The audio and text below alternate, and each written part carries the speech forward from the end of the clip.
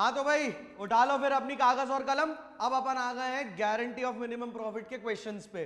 ठीक है, एक क्वेश्चन कराऊंगा, सब कवर कर देगा, चिंता मत करना।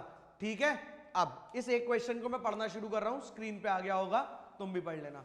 ठीक है, A, B and C are partners in the firm sharing profits and losses in the ratio of 4:2:3। भाई साहब तीन पार्टनर यानी तुम तीन दोस्त A, B, C, तुम तीनों का रेशो प्रोवाइडेड है 4:2:3।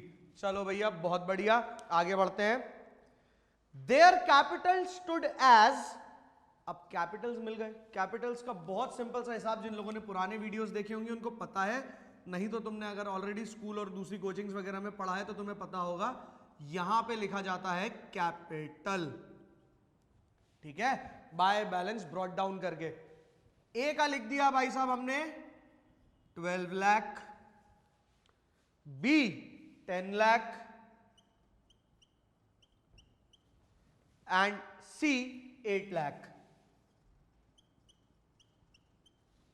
ठीक है, ये आ गया भैया हमारे पास हम तीनों के कैपिटल। अब क्वेश्चन में आगे बढ़ते हैं। Interest on capital is to be provided at the rate 8% per annum. 8% देना है तीनों के कैपिटल्स के ऊपर इंटरेस्ट। ठीक है भैया, to interest on capital A B C. A के कैपिटल पे हमने 8% निकाला, यह आ गया 96,000। बी के कैपिटल पे 8% निकाला 80,000। फिर सी के कैपिटल पे 8% निकाला 64,000। ये तीनों के कैपिटल्स आ गए। अब हमको कुछ नहीं करना, अब हम इनको कर देते हैं प्लस। यहां लिख दिया 2,40,000 टोटल। अब ये यहां लिखा है ना, तुरंत अपनी वही एक्स वाली सीरीज उसे याद रखो। नहीं तो तुम्हें पता है कि वो फर्म के लिए एक्सपेंस था इसलिए फर्म के डेबिट साइड में है, और पार्टनर के लिए इनकम था इसलिए पार्टनर के क्रेडिट साइड में है। तो ए का लिख दिया 96, बी का लिख दिया 80, सी का लिख दिया 64,000। क्लियर हो गया भाई यहां तक? चल भाई आगे बढ़ते हैं। अब salary to be provided to A ₹60,000। सिर्फ ए को सैलरी मिल रही है 60,000 रुपए की। ए के लिए इनकम और फर्म के लिए एक्सपेंस, इसलिए फर्म के अकाउंट में डेबिट यानी expense side to salary, bracket में ए लिख दिया मैंने, ये आ गया 60,000। यहां पे आ गया बाय सैलरी, ए के कॉलम में 60,000। ठीक है, कोई दिक्कत? चल मेरे भाई आगे बढ़ते हैं। Commission is to be provided to C ₹40,000। C को कितना कमीशन मिल रहा है? 40,000। तो ठीक है भैया, सेम फर्म के लिए एक्सपेंस इसीलिए टू कमीशन, ब्रैकेट में सी। मैं एब्रीवर्शन यूज कर रहा हूं, तुम पूरा वर्ड लिखोगे। ठीक है, और मैंने यहां लिख दिया बाय कमीशन। ना ए को मिला ना बी को मिला, सीधे किसको मिल रहा है? सी। ठीक है, अब net profit during the year amounts to 5,20,000। Net profit की जगह पीएनएल अकाउंट के बाय साइड में है भैया, बाय नेट प्रॉफिट 5,20,000।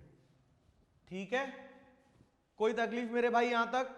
चलो अब C was to get 70,000 excluding commission, any deficiency occurred must be fulfilled by A.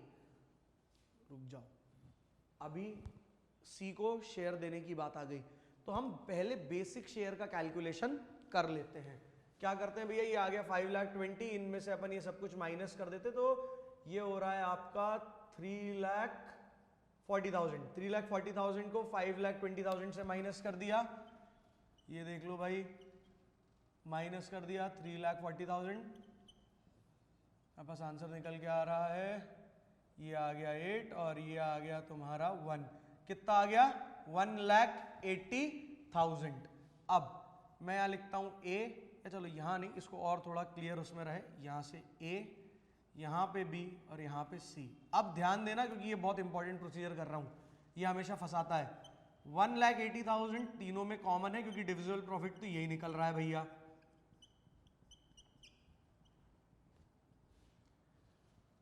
4, 2, 3, 4 obviously बात ए का, 2 बी का और 3 सी का।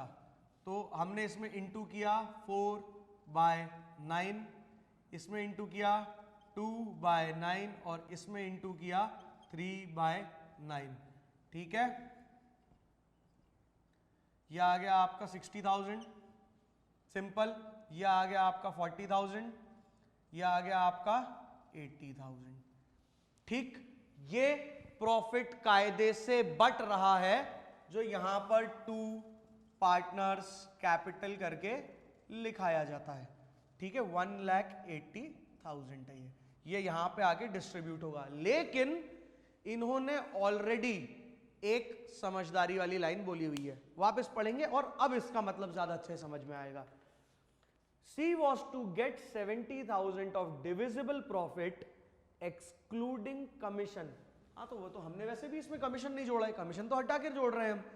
तो C को इस डिविजिबल प्रॉफिट का हिस्सा मिलेगा कितना, 70,000 विदाउट कमीशन, कमीशन हटा हुआ है, तो इसमें देना है 70,000 और इसको अभी हाल फिलहाल कितना मिल रहा है, 60,000, 60,000 मिल रहा है, देना था 70।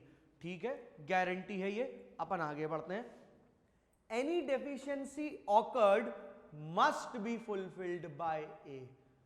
कोई भी डेफिशिएंसी ऑकर होती है तो उसको कौन पूरी तरीके से पे ऑफ करेगा, ए। तो भैया डेफिशिएंसी के लिए गारंटी किसने दी, ए ने, और मिलना किसको है, बहुत बढ़िया, सी को। तो हम ए से कितना डेफिशिएंसी का अमाउंट रिकवर करेंगे, जितना इसमें आ रहा होगा। भैया देखो, सी को मिलना था 70, मिला कितना है 60, कितनी डेफिशिएंसी आ गई 10,000। ए से हम 10,000 माइनस कर देंगे और सी में हम ये 10,000 प्लस कर देंगे।